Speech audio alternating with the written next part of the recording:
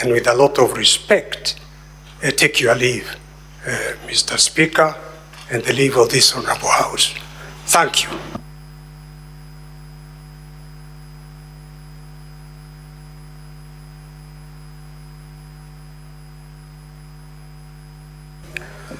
Now, Honorable Senators, we shall move to hear the closing statements by Counsel for the National Assembly. Clerk, you may now proceed to read the order.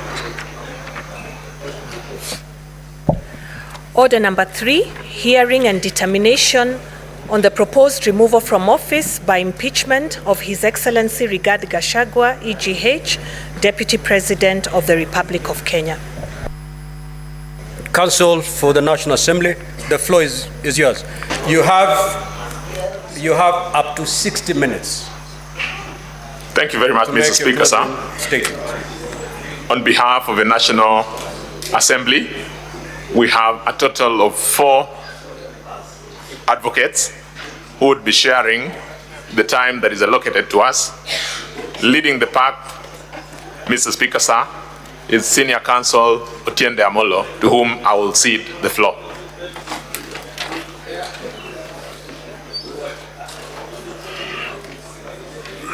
Honorable Speaker, Honorable Senators, I thank you. And this being my maiden appearance on this matter, I sincerely hope I did not drive my learned friend and his team away. But Honorable Speaker, Kenya is indeed a mature democracy. We are so mature that, Mr. Speaker, we gave ourselves the most modern constitution in recent history 14 years ago. We are so mature that 7 years ago, we had the nullification of the only presidential election. Honorable Senators. Senator Fernandi, take your seat. Senator Kipsang, may the Counsel for the National Assembly be heard in silence. Thank you, Mr. Speaker. 7 years ago, we had the nullification of the only presidential election known to history. And today, Mr. Speaker, we are conducting impeachment proceedings unknown to this continent, outside of the removal proceedings in a parliamentary system in South Africa. Mr. Speaker, I want to thank you and the Senate for demonstrating the maturity of a democracy. So much so that even when the Deputy President is unable to appear without anything on record, this Honorable Senate has accorded the Deputy Speaker the opportunity, the Deputy President, the opportunity for his counsel to be present, and they have voluntarily exited. The right to appear in person or by counsel is a right under Article 145. But like every other right, you can choose to exercise it or not to exercise it. The idea and the fact of these impeachment proceedings being open as they are, and being so democratic even to vote on the procedural motion, shows how mature our country has become. Mr. Speaker, before the 2010 Constitution, we would not have been here for this process for 2 days. We would not have been taking this process in the National Assembly. The President would sack the Vice President at whims, including for not liking the color of his shoes. The fact that we are here in a situation where to impeach a Deputy President, we have to go through these processes, Mr. Speaker, it shows our maturity.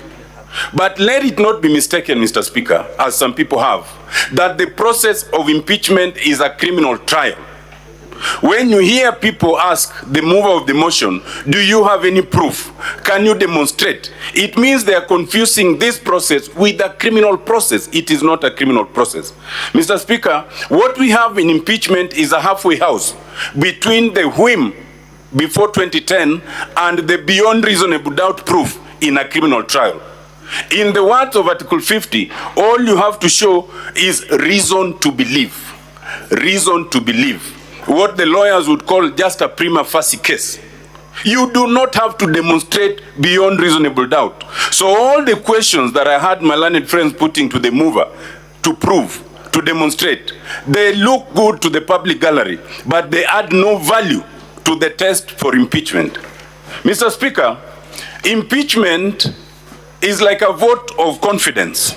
or a vote of no confidence. Just the same way when you vote the president and the deputy, no one asks you to justify why, because you exercise your discretion. When you lose that confidence, no one should ask you to demonstrate why. That is why it's a political process. Otherwise, it could have been a judicial process or a religious process. Mr. Speaker, it is important to make two distinctions. First, that in this process, you do not have to prove anything beyond reasonable doubt. That's number one. The beyond reasonable doubt can come later when the other processes come in, like the investigative agencies. Number two, Mr. Speaker, in courts, our courts use an adversarial system where you bring all the documents and you are restricted to what you have brought. The process in this house is inquisitorial under Article 145 all the way to 149. And therefore it allows this house to go beyond what the mover has brought or beyond what the other witnesses have brought. And this house has exercised that jurisdiction quite maturely. Mr. Speaker, I want to suggest that the idea of impeachment is one which is legal in process only, legal in process, but political in content and merit. As long as all the legal processes for fair hearing are observed, it is not open to anyone to question the merit in terms of the decision of the National Assembly or this Senate, because the safeguard is in the numbers. That is why before you move it in the National Assembly, you need 117 members. For it to pass, you need at least 2/3. Even in this house, you need 2/3. That is the safeguard. The safeguard is not in the legal technicalities. Mr. Speaker, for that reason, while it looks juicy and it looks very good to the gallery to have that intense cross-examination such as we saw of the mover of the motion, Mr. Speaker, it is irrelevant. It is highly irrelevant, and to the untrained eye, they might think you are achieving much, but you are not achieving much. It must be remembered that the impeachment here is of the deputy president, not the mover of the motion. So however much you discredit the mover of the motion, you do your client no justice when you do not address the substance of what is moved. Mr. Speaker, allow me to refocus on Article 150. Article 150 makes a very important distinction. And I heard the lawyers of the deputy president saying that, there's precedent. There is no precedent in our courts in terms of impeachment. There is precedent in terms of removal from office of governors under Article 181. The word used is removal. The word impeachment does not appear in Article 181. But when you come to Article 150, two words are used. You can remove the deputy president first, Mr. Speaker, under 151A, under 151 is removal. To that extent, the question of removal in 151, you can use the same standards in Article 181. But B, it says, or on impeachment. There is no other provision for impeachment, and we have not undertaken impeachment in this country. For that reason, Mr. Speaker, while the wording might look similar, the principles are different. Because for removal, for example, under 151, is a strict legal process. You have to show and demonstrate that the deputy president, has physical or mental incapacity. But when it comes to impeachment, it's a different matter. It's more of a political matter. Mr. Speaker, impeachment is a demonstration of impropriety, of unfitness for office, of it taking political responsibility. Indeed, Mr. Speaker, in a representative democracy, it is the way of unvoting someone you had voted. Otherwise, you would be having a fresh election to decide, should we now remove this person from office? It is too expensive. The fact, Mr. Speaker, that you have 82% in the National Assembly voting for impeachment, and 2/3 if it succeeds in this house, you translate it to the millions that it represents. In the National Assembly, 82% translate to about 42 million out of the 50 million Kenyans. That is a significant number. Mr. Speaker, if this house is equally to vote, you translate it to the equivalent number of people it's representing. It is not a heavy matter. If it was any less, it would have been a decision for a single judge. Mr. Speaker, allow me to address two things, then I sit, in terms of substance. One, you have 11 charges. 4 of those charges oscillate around one issue, and that is the utterances by the Deputy President. And the charge is he made insightful and discriminatory utterances to the effect that only those who voted for the Kenya Kwanza are entitled to resources and positions in government in Kenya. That is the summary of that charge. That charge is contained in ground 1, ground 5, ground 6, and ground 10.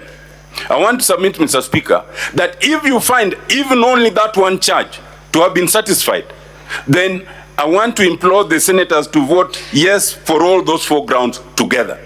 Has it been satisfied? Mr. Speaker, those utterances are admitted by the Deputy President in the documents before you.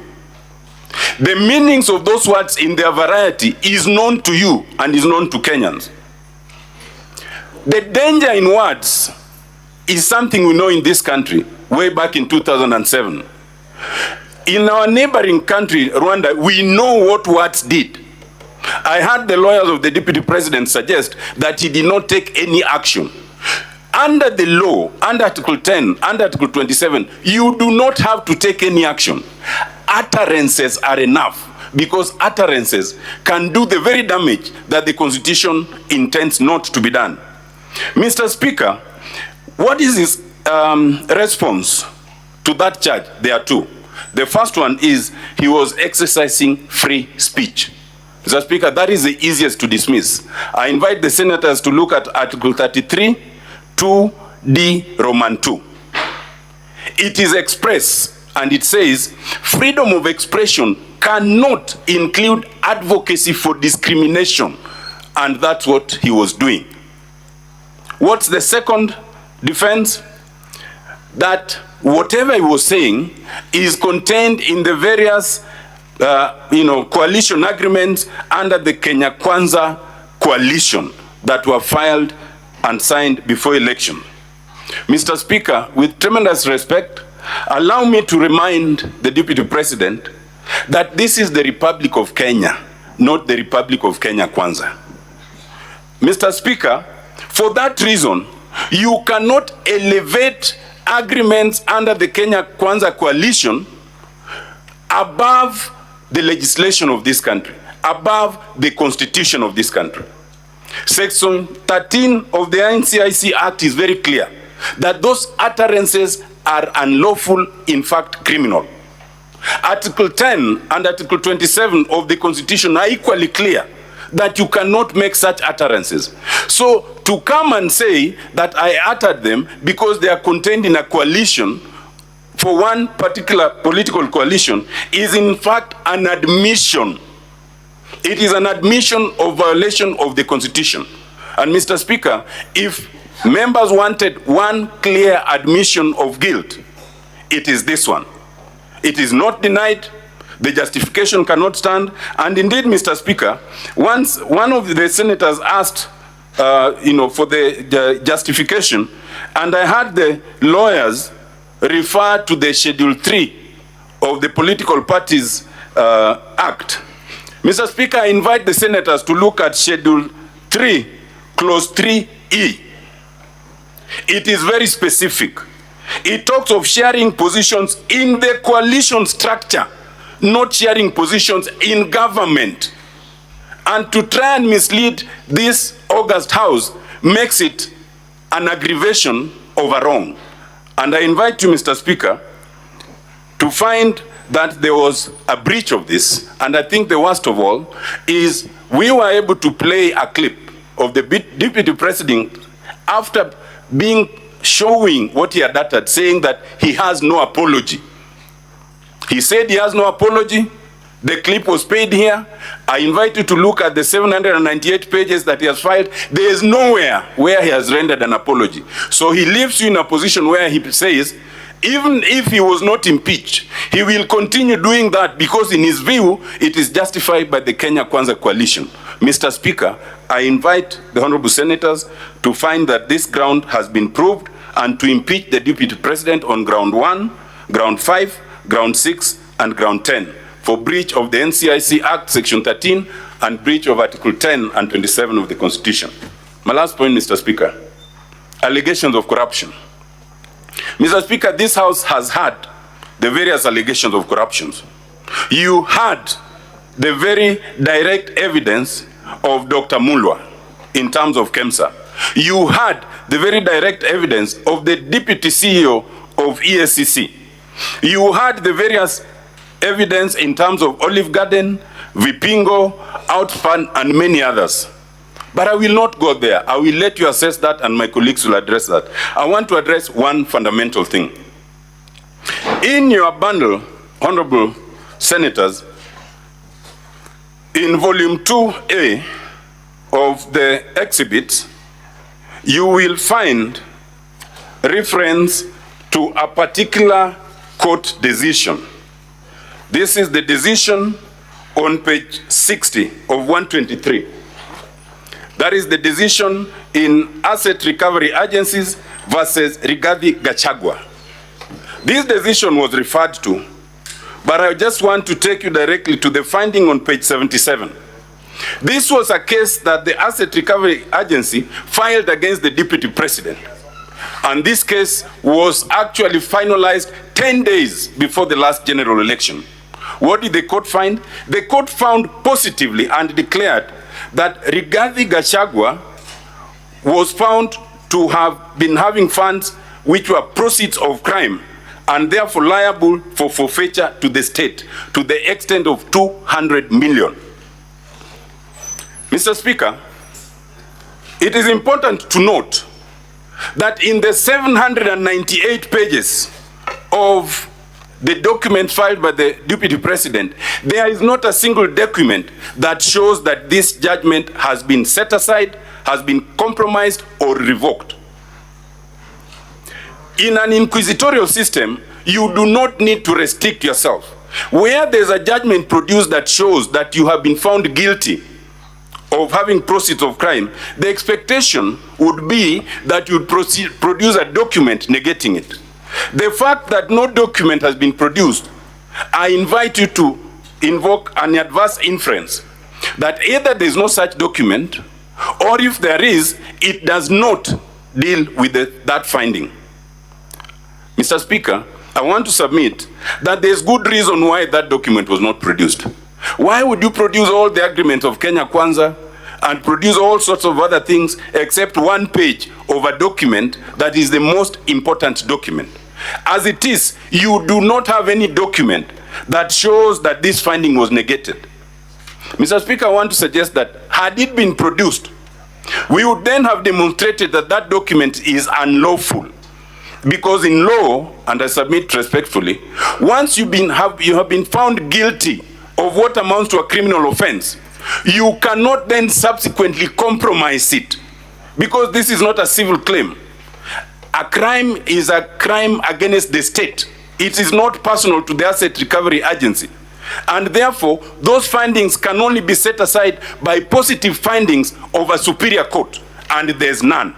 So the record shows that Rigathi Gachagua was convicted of corruption. And what that means, Mr. Speaker, that not only was he convicted, but even to come here and allege that he was convicted and thereafter, you know, they entered some sort of negotiation, is in itself evidence of abuse of power.